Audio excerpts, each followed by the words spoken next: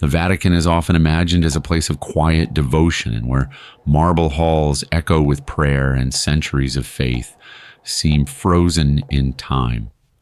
To millions, it represents moral authority, spiritual guidance, and the accumulated wisdom of Christianity itself. Yet beneath that serene surface lies another identity, one far less comforting. The Vatican is also one of the most secretive institutions ever created, a city-state whose true power has always rested not only in belief, but in information carefully controlled. For nearly 2,000 years, the Church has stood at the crossroads of empire, war, science, and politics. Emperors rose and fell, kingdoms burned, and entire belief systems vanished, while Rome endured. Along the way, the Vatican became the final destination for letters, confessions, trial records, forbidden texts, and dangerous ideas that could not be allowed to circulate freely. Nothing was ever truly destroyed if it could be locked away instead. Silence, after all, is often more effective than denial. Behind its guarded walls sits an archive so vast that no single historian has ever seen it in full. Miles of shelving hold documents the public will never read, some sealed by papal decree, others restricted without explanation. When fragments do surface, they often rewrite history in unsettling ways, revealing how much has been omitted from the official story. Each revelation raises a troubling question. If this was hidden, what else remains buried? This is where the mystery truly begins, because history is not only shaped by what survives, but by what is withheld. The Vatican understands this better than any institution on earth. And when a powerful order like the Knights Templar crossed its path, amassed wealth, knowledge, and independence, and then vanished almost overnight, the idea that everything was lost strains belief. Perhaps the truth was never erased at all. Perhaps it was simply absorbed, cataloged, and sealed behind stone walls that still stand today, waiting for a moment when silence finally fails. What if the greatest secret was not disappearance, but deliberate preservation beyond public reach, forever alone? The Knights Templar did not begin as conquerors or kings, but within a few decades they became one of the most powerful organizations the medieval world had ever seen. Founded in the early 12th century, the order answered to no monarch, paid no taxes, and operated under the direct authority of the Pope himself. Their castles dotted Europe and the Holy Land, their coffers rivaled royal treasuries, and their influence stretched from battlefield to throne room. For a group sworn to poverty, their rise was both astonishing and unsettling. They were warrior monks, trained to kill and pray with equal discipline. Kings entrusted them with armies, pilgrims trusted them with lives, and nobles trusted them with fortunes. The Templars even created one of the first international banking systems, allowing travelers to deposit wealth in one country and withdraw it in another. Such innovation made them indispensable, but it also made them dangerous. Power, once accumulated, rarely goes unnoticed. Then, almost without warning, the narrative collapses. On Friday, October 13th, 1307, Templar leaders across France were arrested simultaneously.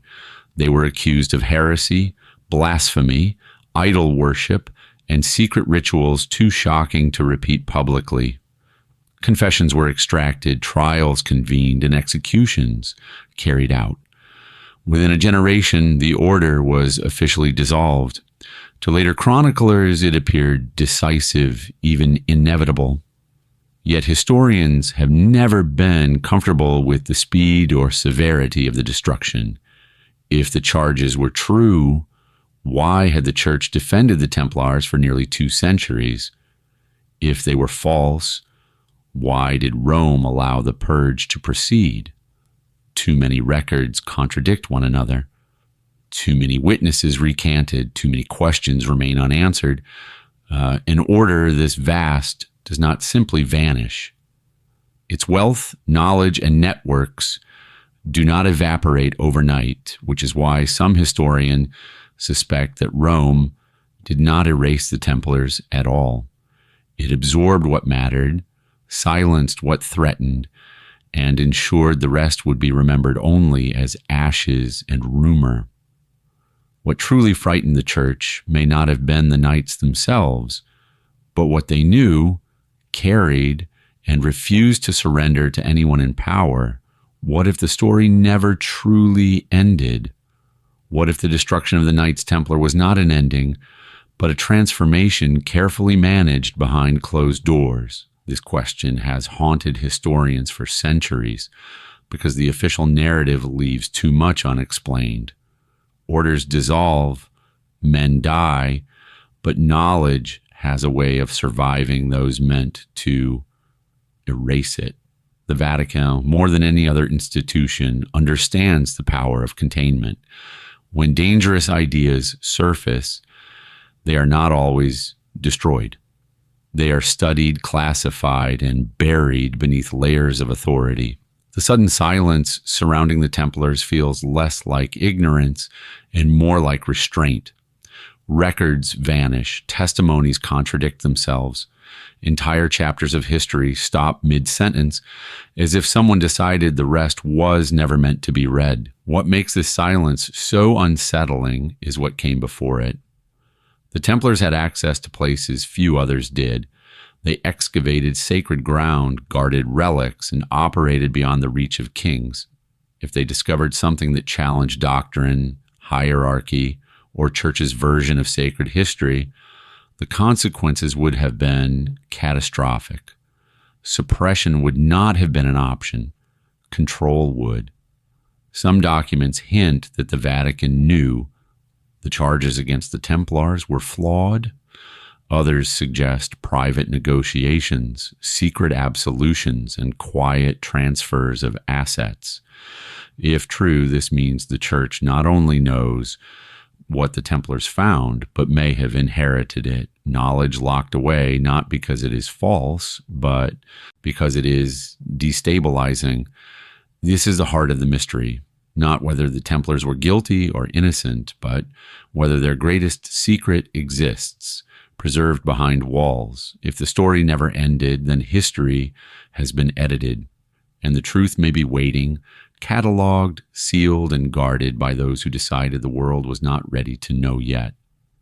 In the year 1119, Jerusalem was a scarred and uneasy city, freshly seized after bloodshed, that still haunted its streets.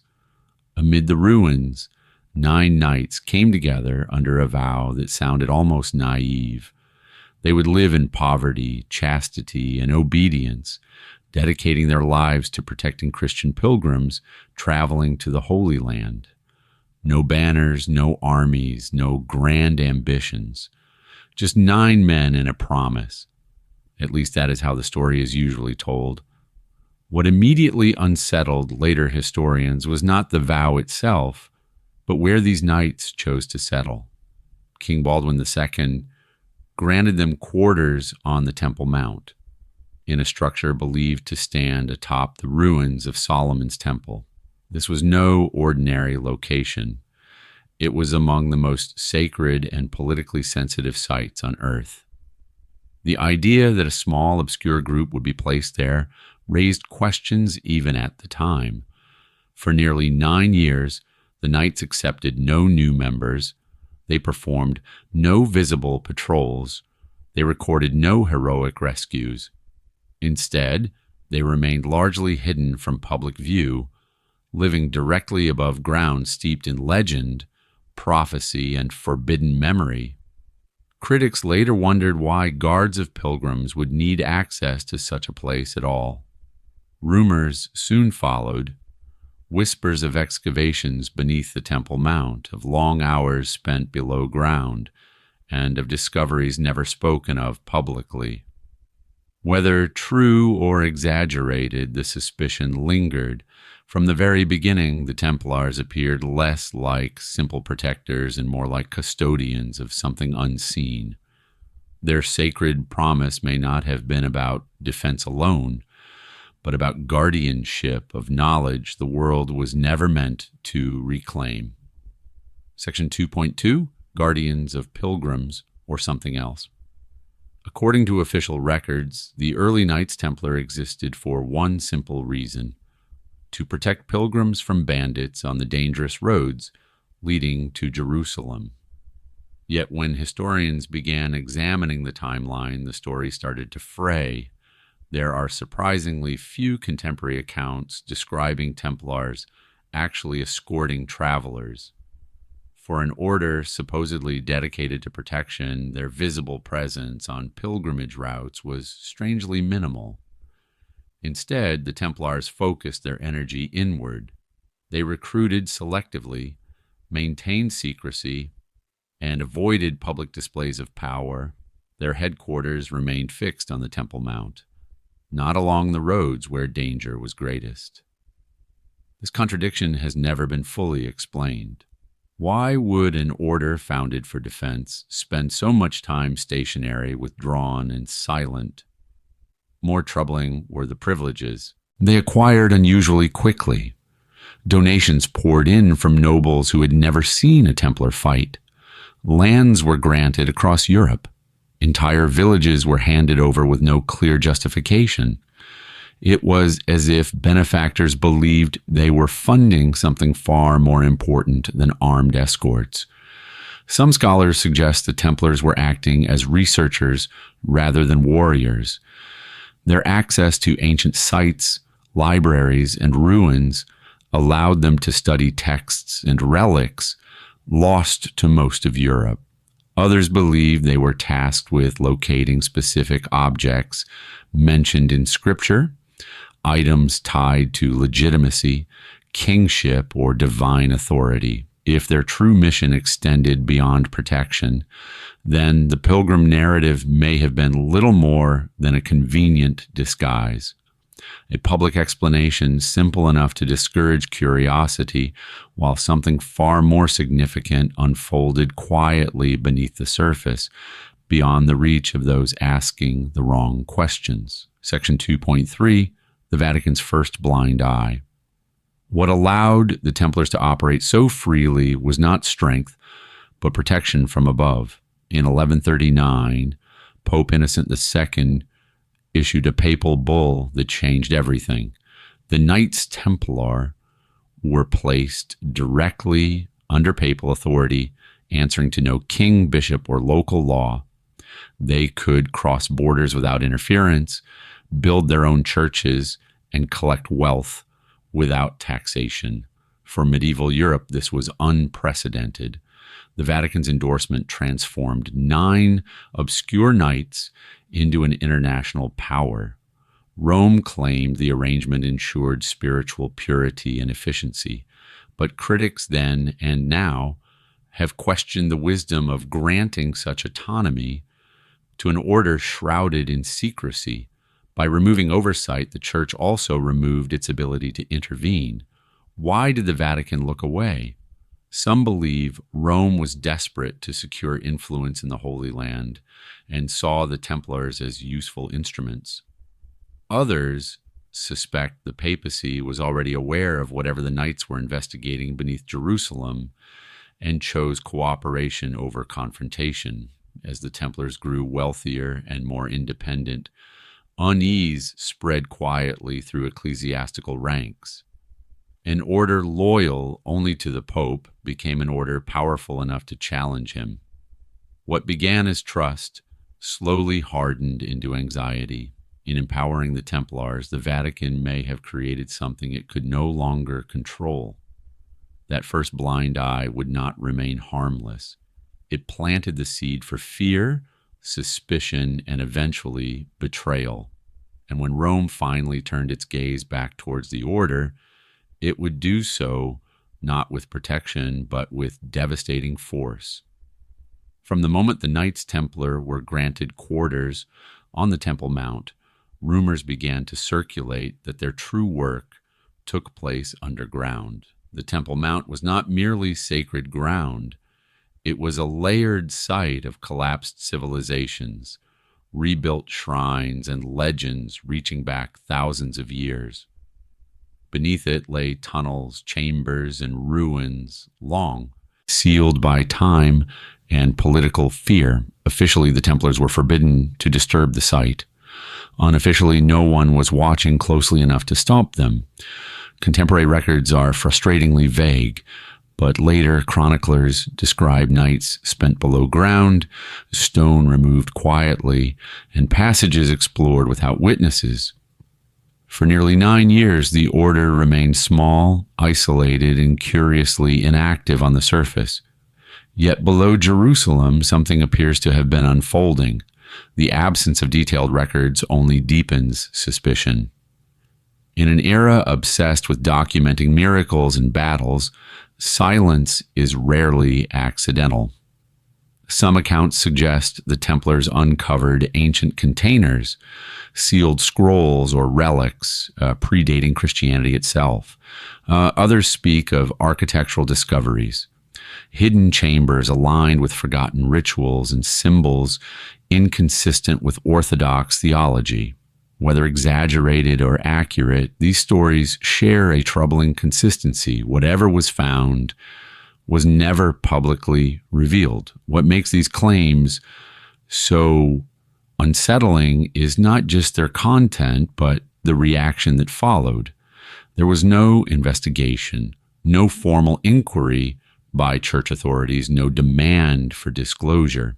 Instead, the Templars were rewarded, their status elevated, their protection strengthened.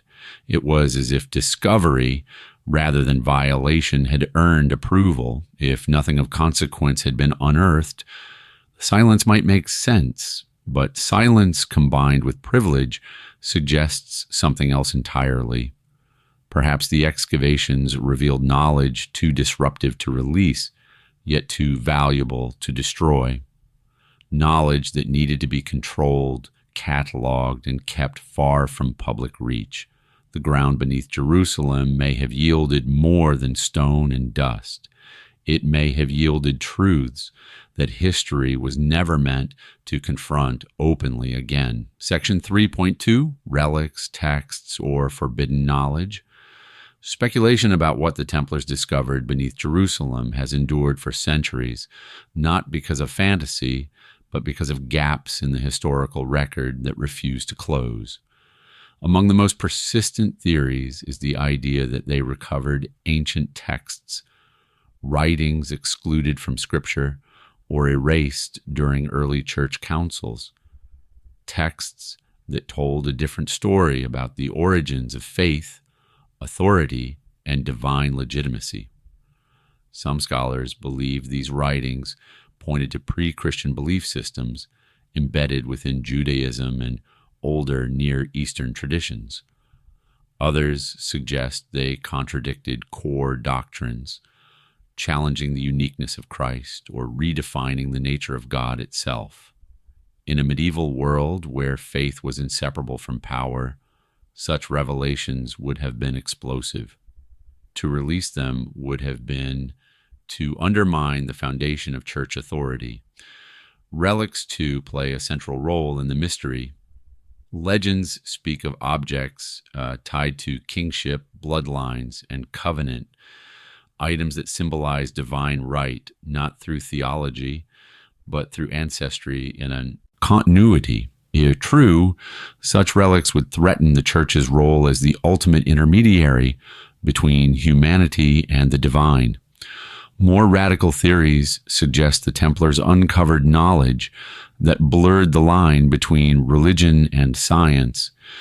Ancient measurements, astronomical alignments, or lost engineering techniques that hinted at advanced understanding long before modern history allows. Knowledge that would force uncomfortable questions about progress, decline, and forgotten civilizations. What unites these theories is not proof, but consequence. Any one of them would have destabilized medieval Christendom. Faced with that risk, suppression becomes logical. The Templars may not have been heretics because of belief, but because of possession. They held knowledge that could not be unlearned and could not be shared without tearing apart the world that guarded it. Perhaps the most disturbing aspect of the Temple Mount mystery is not what the Templars may have found, but how the Vatican responded, or more precisely, how it did not. In an institution known for scrutiny, investigation, and control, the absence of inquiry is striking. No official demands were made. No records survive of papal concern. The silence feels intentional. One explanation is ignorance, that Rome simply did not know what was happening beneath Jerusalem. Yet this seems unlikely. The Templars reported directly to the Pope. Their movements, funding, and privileges were closely monitored. For years, they operated at the heart of Christendom's most sacred territory. It strains belief that the papacy remained unaware. A more unsettling possibility is complicity, that church authorities were informed privately, shown evidence, and chose discretion over disclosure. If the discoveries challenged doctrines but reinforced institutional power, secrecy would have been the safest option. Knowledge does not need to be public to be useful. It only needs to be controlled. Some historians point to later contradictions within church actions as indirect evidence. The quiet absolution of Templars centuries later, the preservation of incriminating documents rather than their destruction, the careful wording of papal decrees that dissolve the order without directly condemning its beliefs. These are not the actions of an institution confident in its narrative. By never asking questions publicly, the Vatican avoided answers it could not afford to share. Silence became strategy. What was found beneath Jerusalem may have been absorbed into archives, theology quietly adjusted, and dangerous truths neutralized through containment. If Rome already knew, then the Templar story shifts entirely. It is no longer about rogue knights uncovering forbidden knowledge. It becomes a story about power recognizing a threat, not through exposure, but through control. And the decision to remain silent may still be echoing through history today. By the mid-12th century, the Knights Templar had transformed into something unprecedented. They were no longer a small band of warrior monks, but a transcontinental force with castles, commanderies, and fortresses stretching from England to the Levant.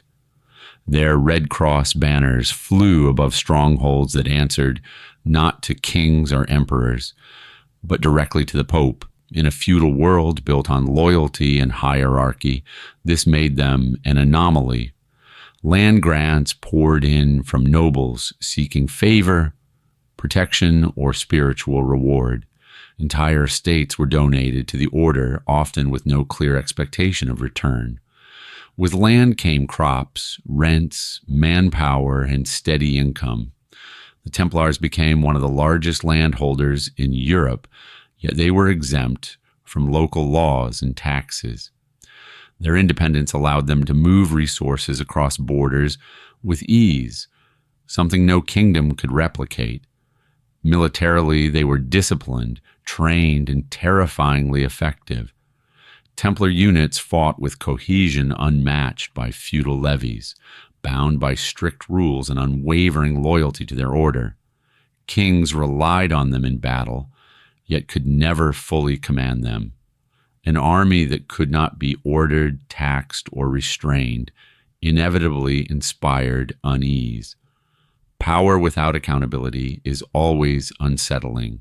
As the Templars grew richer and stronger, rulers began to realize they had helped create a force that existed above the political order. The knights had sworn obedience, but not to crowns, and history shows that such independence rarely goes unchallenged for long. While their military strength was visible, The Templars' true power flowed quietly through ledgers and vaults. They pioneered a financial system centuries ahead of its time, allowing pilgrims and nobles to deposit wealth in one location and withdraw it in another. In an age plagued by theft and instability, this made them indispensable. Gold no longer needed to travel dangerous roads. Trust replaced steel. Kings borrowed heavily from the order to fund wars, crusades, and extravagant courts. Monarchs who could not balance their own treasuries relied on Templar credit to survive. The irony was impossible to ignore. An order sworn to poverty now controlled the financial lifelines of Christendom. Their vaults held coin, jewels, land deeds, and royal secrets. This economic dominance placed them beyond reproach. To accuse the Templars was to risk financial collapse. To anger them was to jeopardize entire campaigns. Yet dependency breeds resentment. Rulers began to fear an institution that could outlast dynasties, forgive debts, or quietly enforce them. Money is power in any age. By mastering it, the Templars crossed an invisible line. They were no longer servants of the system, they were its backbone. And once kings realized how exposed they were, admiration slowly curdled into suspicion. As the Templars' influence expanded, whispers followed, not on battlefields or marketplaces, but in cloisters and courts. Stories circulated of strange initiation rites, secret oaths, and symbols outsiders were forbidden to see. Some claimed the knights rejected the cross in private or possessed teachings passed down only among the initiated. Whether true or fabricated, the rumors spread with purpose. The Vatican took notice. Faith was the Church's domain, and anything operating beyond its theological reach posed a risk. An order with its own rituals, wealth, and loyalty structure could easily drift from obedience into autonomy. What if their beliefs had changed? What if what they learned in Jerusalem altered how they understood God, authority, or salvation? Accusations of heresy often begin where fear takes root. The more the Templars refused to explain themselves, the more suspicion grew. Secrecy, once protection, became evidence. Their silence was no longer interpreted as discipline, but defiance. For Rome, this was the turning point. An order that once served the faith now appeared capable of redefining it. And when faith becomes a threat to power, history shows the response is rarely theological. It is political, ruthless, and final. At dawn on Friday, October 13th, 1307, silence across France was broken by a series of synchronized knocks. They came at monasteries, commanderies, and fortresses, delivered not by enemies, but by royal officials carrying sealed orders. Within hours, hundreds of Knights Templar were in chains. No warnings had been issued, no summons delivered.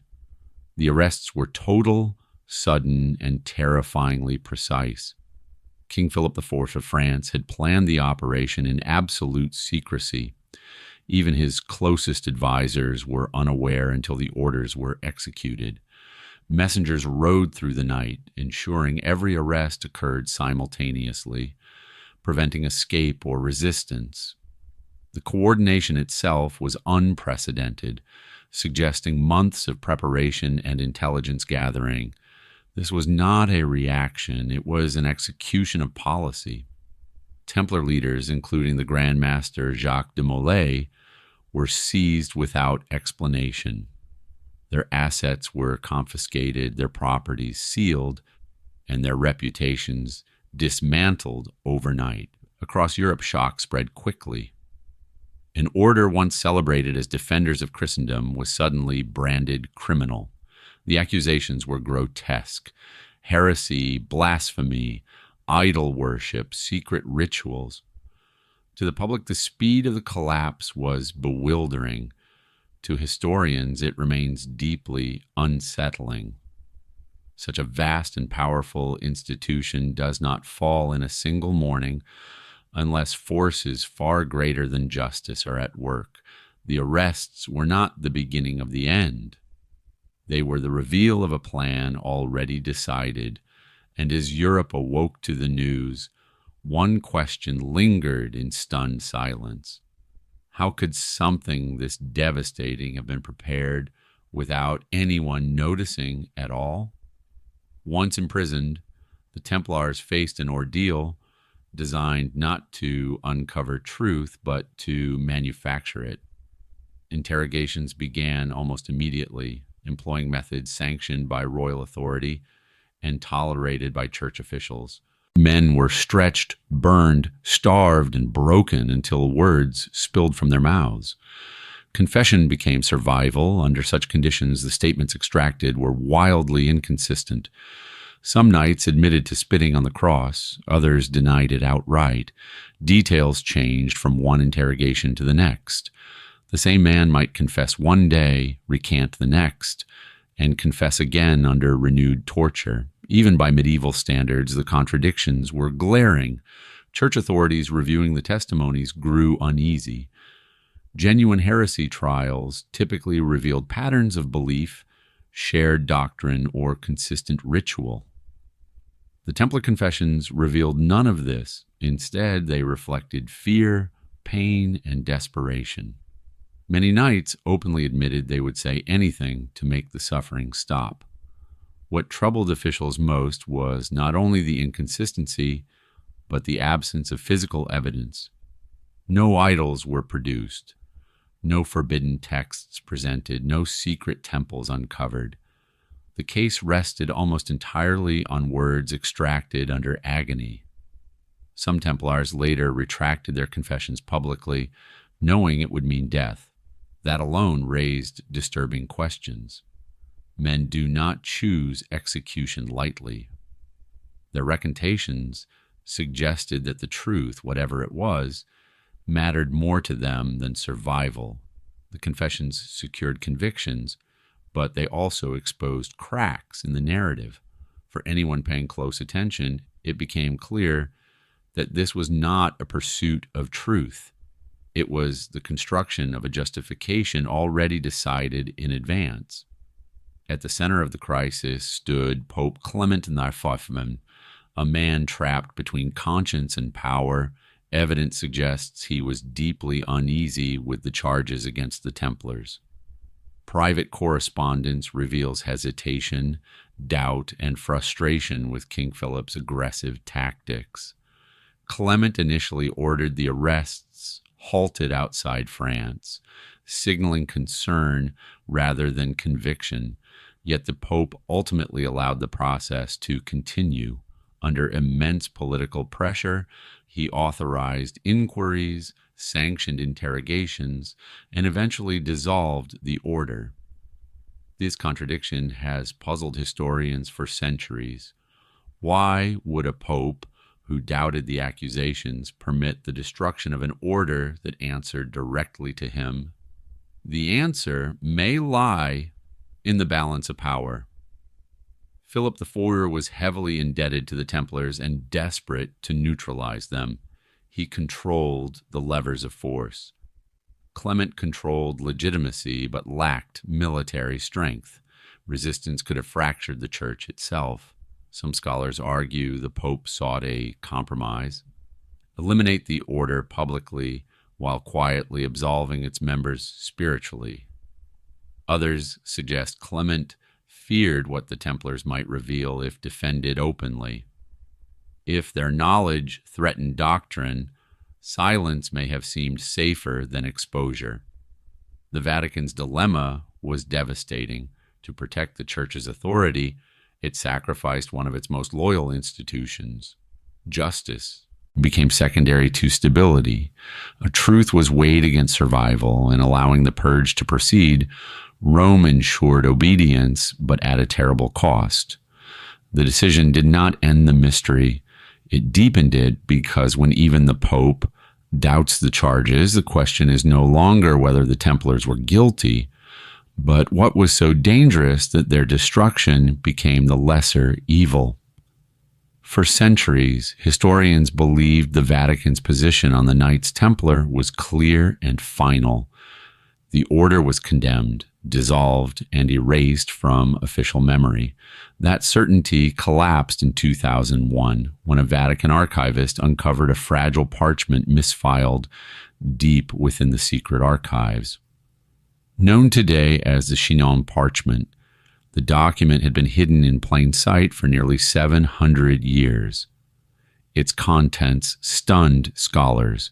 Written in 1308 at the height of the Templar trials, the parchment recorded secret proceedings conducted on behalf of Pope Clement XVI. These were not public accusations or royal interrogations, but a closed ecclesiastical hearing involving the highest-ranking Templar leaders. Until its discovery, no historian had proof such a meeting even occurred. The shock was not simply that the document existed, but what it implied. If the Vatican had preserved this record, then it had knowingly allowed history to tell a different story. The Chinon Parchment suggested that the official narrative of guilt and heresy was incomplete at best, deliberately misleading at worst. Its late emergence forced historians to reconsider everything. If this document survived untouched for centuries, what else might still be buried nearby? The parchment did not just reopen the Templar case. It exposed the fragility of historical certainty itself. The true power of the Chinon Parchment lies in a single, devastating revelation. During the secret proceedings, Pope Clement did not condemn the Knights Templar. He absolved them.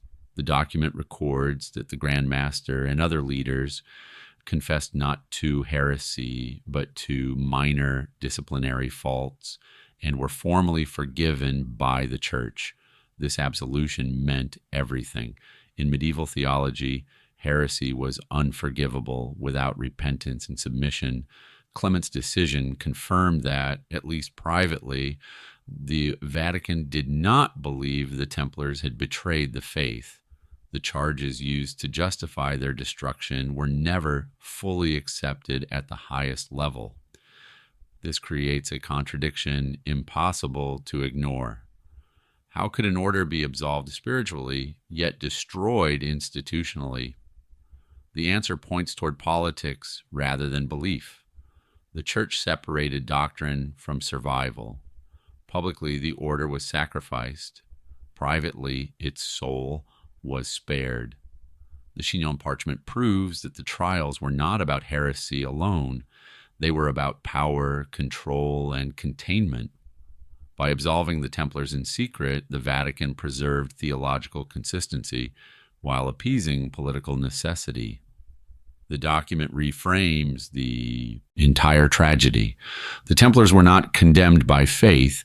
They were erased by circumstance.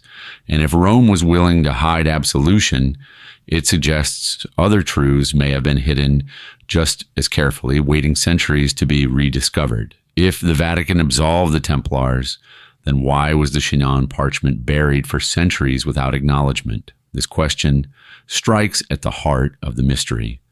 Documents of such importance are not misplaced accidentally. Archives are curated, organized, and controlled with intention. One explanation is damage control. Public knowledge of absolution would have exposed the trials as unjust and politically motivated. It would have undermined papal authority, embarrassed the Church, and reopened wounds better left sealed. Silence preserved stability. Another possibility is more unsettling. If the Chinon Parchment survived, it may not be alone.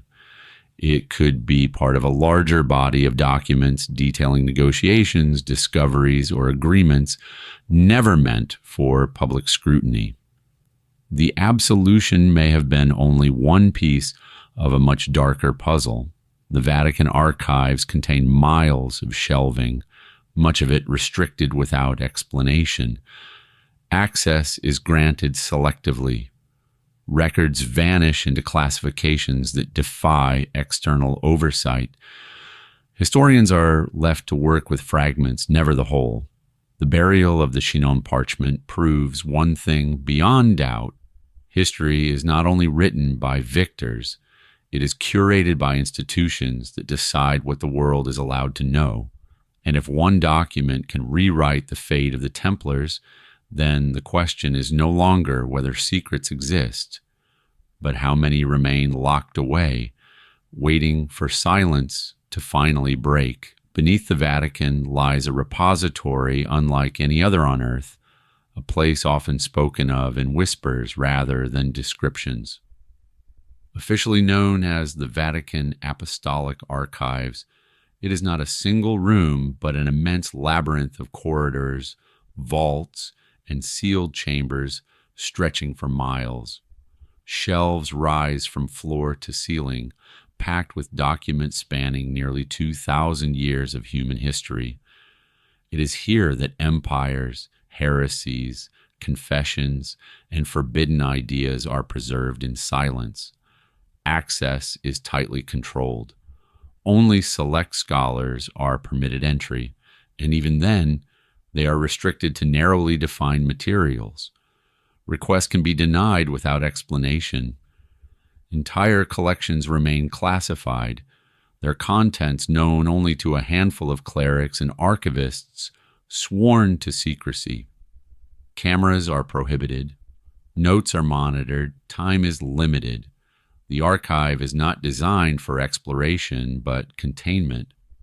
The Church maintains that these restrictions exist to protect fragile documents.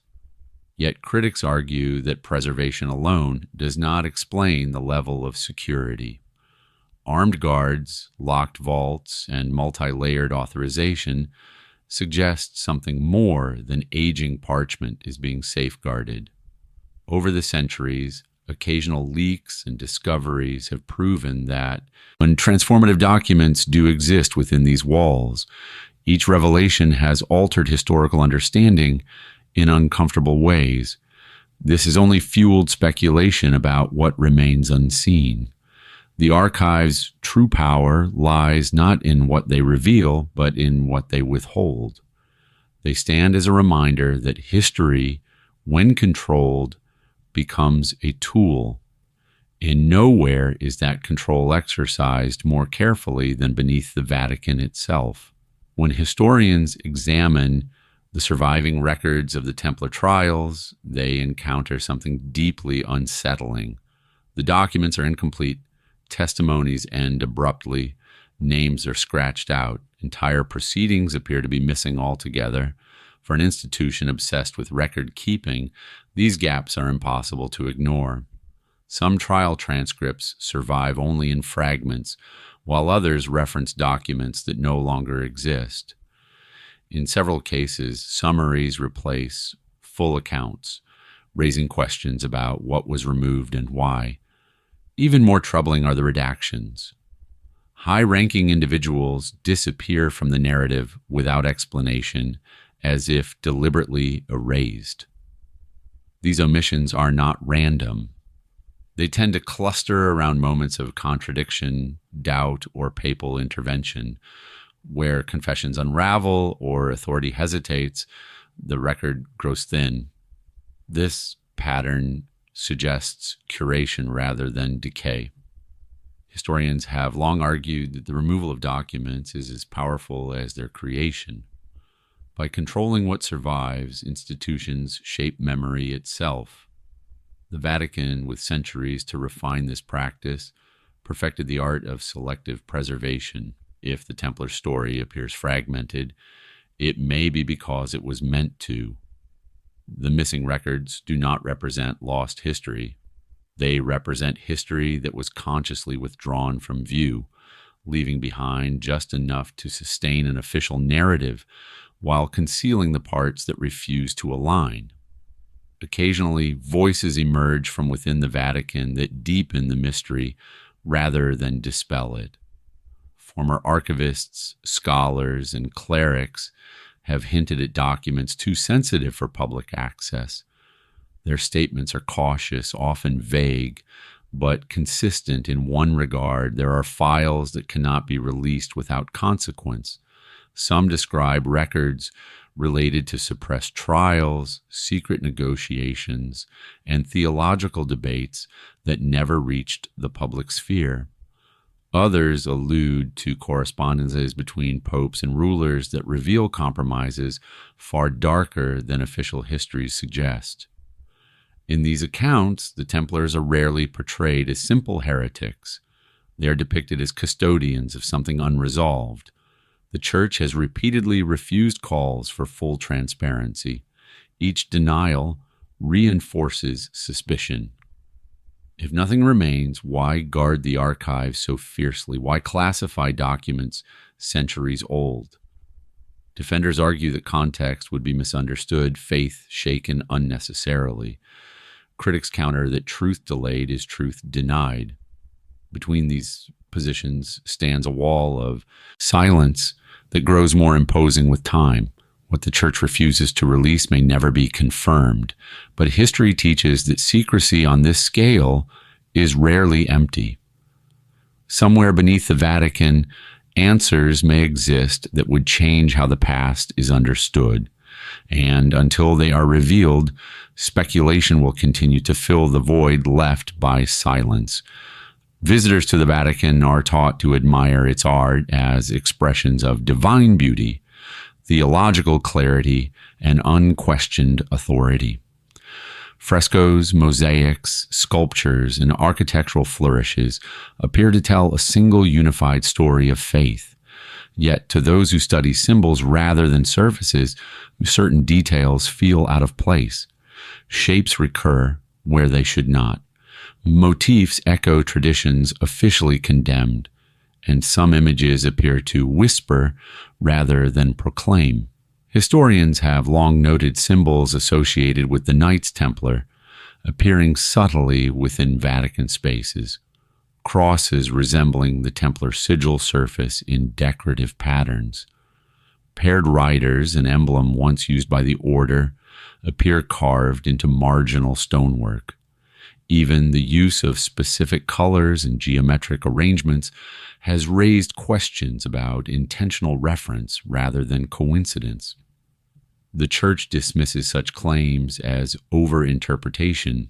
After all, medieval symbolism was shared across orders and eras. But critics argue the placements are too deliberate, too restrained to be accidental. These are not bold declarations. They are quiet inclusions, hidden in corners, backgrounds, and architectural transitions where only the attentive would notice.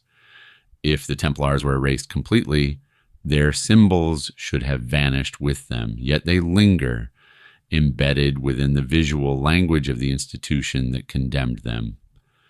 This raises an unsettling possibility. Symbols are a way to preserve identity without words, a silent acknowledgement of influence that cannot be spoken aloud.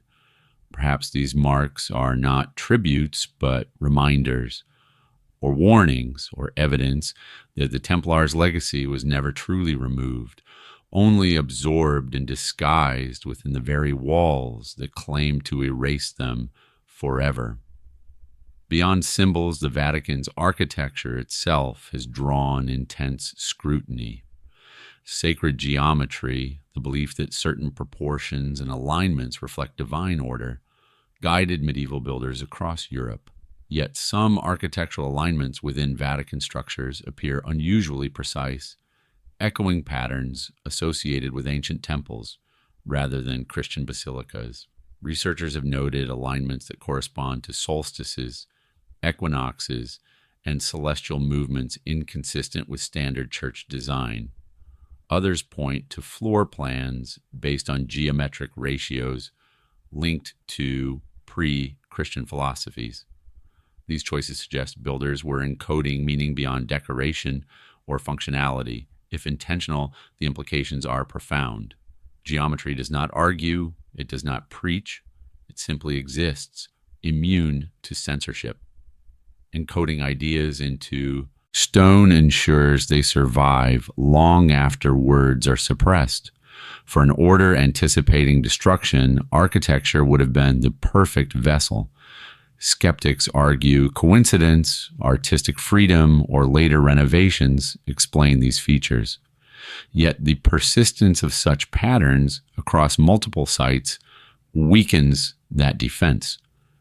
The more closely scholars look, the more connections emerge. If these alignments represent a silent confession, they may reveal a worldview quietly preserved beneath orthodoxy, one where truth is mathematical, eternal, and hidden in plain sight. The Vatican stones may be speaking a language older than doctrine, one the Templars understood and trusted to outlast persecution and time itself. If the Knights Templar anticipated their destruction, then survival would not depend on armies or wealth, but on foresight. Many historians now believe the order planned for collapse long before Friday the 13th. Evidence suggests assets were quietly relocated, members dispersed, and knowledge fragmented to avoid total loss. Messages meant for the future would need subtlety. Obvious records could be burned. Spoken truths could be silenced. But symbols endure, geometry endures, art endures. These mediums allow meaning to pass through generations unnoticed by those who lack the key to interpret them. Some theorists believe the Templars embedded warnings rather than revelations, not answers, but signals, clues indicating where truth was hidden or why it could not yet be revealed. In this view, secrecy was not cowardice, but strategy. The idea reframes the order's legacy. They did not fail, they adapted. By scattering their knowledge across symbols, structures, and coded traditions, they ensured no single purge could erase everything. If true, then the Vatican itself may be part of the message. A container built to preserve what could not be destroyed, even if it could not be spoken. The question is not whether the message exists, but whether humanity has reached the moment it was meant to be understood. When the story of the Knights Templar is told, it often ends in fire. Jacques de Molay burned at the stake. Leaders executed, the order destroyed. Yet when historians examine the records closely, an uncomfortable inconsistency appears. The number of Templars arrested does not match the number later accounted for. Hundreds simply vanish from the record. In several regions, arrests never occurred at all. In Portugal, Scotland, and parts of Spain, Templars were quietly ignored, protected, or reassigned. Some commanders were reported missing before warrants arrived. Others appear to have surrendered property without resistance and then disappeared from documentation entirely. Scotland, in particular, presents a mystery. During the time of the arrests, the country was excommunicated and outside papal authority. Several Templars are believed to have fled there, where records place former knights fighting alongside local forces years later. No executions followed. No trials survived. Even in France, some Templars released after interrogation were never re-arrested. They fade from history, neither condemned nor reconciled. For an order supposedly eradicated, the silence surrounding these men is striking. Erasure requires completeness. The Templar purge lacked it, which raises a troubling question. Were these men simply lucky, or were they allowed to disappear intentionally? Survival on this scale suggests planning, assistance, or protection from forces that history prefers not to name. If the Knights Templar were not entirely destroyed, then the question becomes where their influence went. One theory suggests the Vatican absorbed what it could not afford to lose. Knowledge, administrative systems, financial expertise, and even personnel may have been quietly reassigned rather than eliminated. After the dissolution, Templar lands and wealth, were officially transferred to other orders, but records show delays, inconsistencies, and missing assets. Some properties never changed hands. Others were absorbed directly into church administration. This quiet redistribution hints at selective preservation rather than total destruction. The Templars had mastered logistics, intelligence, finance, and long-distance coordination. These were not skills easily discarded. The Church, facing political instability and growing complexity, may have found it useful to inherit rather than erase such capabilities. If certain Templars were absolved privately, as the Chinon Parchment suggests, reintegration becomes plausible. Stripped of identity but not purpose, they could operate within the Church without drawing attention. In this view, the order did not vanish. It dissolved into structure. Its knowledge lived on, anonymized, folded into the machinery of power that once claimed to destroy it. Survival through absorption would leave no monuments, only influence. The most unsettling theory goes further. It suggests the Templars never ceased to exist at all. They transformed. Rather than disbanding, they adapted to survive inside the very institution that condemned them. A hidden continuity, invisible by design. Secret societies rarely announced themselves. They survive through silence, compartmentalization, and gradual evolution. If the Templars anticipated their fall, embedding themselves within church hierarchy would have been the safest strategy. Power hides best when it appears ordinary. Some point to persistent traditions, rituals, and internal networks within the Church that resist external explanation. Others note patterns of secrecy, loyalty, and long-term planning that echo Templar discipline. None of this proves continuity, but it suggests possibility. History shows that institutions do not abandon useful systems. They rename them. The Templars may have shed armor and banners, but retained purpose. Knowledge passed quietly from generation to generation, unseen but intact.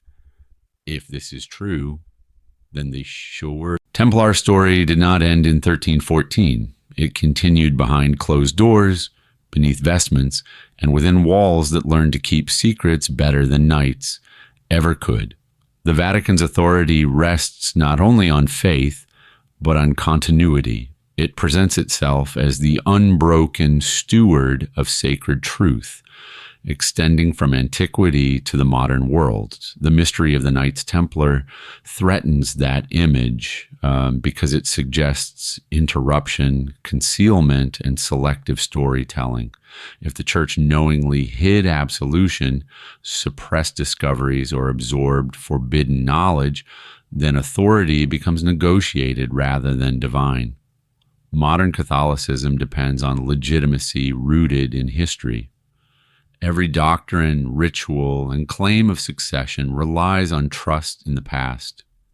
Opening unresolved chapters like the Templar affair risks exposing moments where survival outweighed transparency. For an institution that teaches moral certainty, ambiguity is dangerous. Guarding the truth, then, becomes an act of preservation, not of facts alone, but of stability. Revealing too much could fracture belief, empower critics, and revive questions the Church has worked centuries to quiet. In that sense, secrecy is not merely defensive, it is structural. The Templars represent a rare moment when knowledge, power, and faith collided violently. The Vatican survived that collision, but survival required silence. And once silence becomes policy, it rarely ends voluntarily. If the Vatican archives were fully opened, the consequences would extend far beyond medieval history. Scholars would not simply find forgotten names or corrected dates. They might uncover evidence of theological debate suppressed, political bargains disguised as doctrine, or discoveries that challenged the official narrative of religious development. Such revelations would not destroy faith overnight, but they would reshape it. Belief would become a dialogue with history rather than acceptance of it. Authority would shift from certainty to interpretation. For some, that would be liberating. For others, deeply unsettling. The Templar story suggests that knowledge was managed, not erased. Opening the archives would test whether the modern world is prepared to confront truths once deemed too dangerous. The question is not whether people could handle the information, but whether institutions could survive the loss of control over it. History shows that transparency alters power permanently. Once secrets are exposed, they cannot be resealed. The Vatican understands this, and so the doors remain only partially open. The enduring fascination with the Knights Templar is not driven by fantasy alone. It persists because something feels unfinished. Records contradict. Silence lingers, symbols remain, and the more time passes, the more unlikely it becomes that this is coincidence. Some knowledge refuses to die because it was never meant to be forgotten. It survives in fragments, whispers, and questions passed quietly between generations. The Templars may have been erased from the stage of history, but the mystery they left behind continues to shape curiosity, skepticism, and doubt. Perhaps the most unsettling realization is this: secrets are not always hidden because they are false. They are hidden because they work, they preserve order, they protect authority, and they prevent truths from emerging before the world is ready. If the Templars discovered something profound, then their greatest legacy may not be what they revealed, but what they forced others to hide. And as long as that knowledge remains sealed, the story will never truly end.